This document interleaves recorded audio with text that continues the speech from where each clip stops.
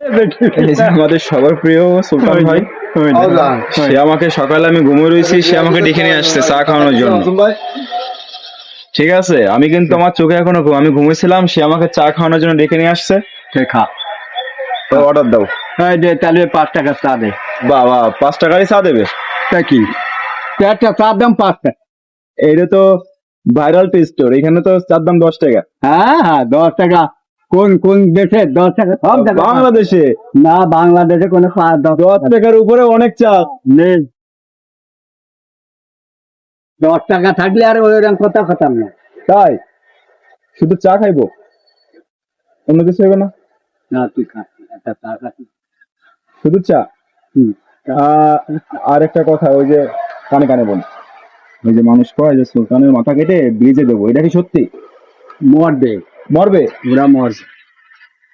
আর শেখ হাসিনা তো আসতেছে ফিরে। আসুক, আসলে তো আরো পাওয়ার হবে। পাওয়ার হবে না বাবা, ও আসলে ওর খবর পেলে আমি চলে যাবো আমার বাড়ি।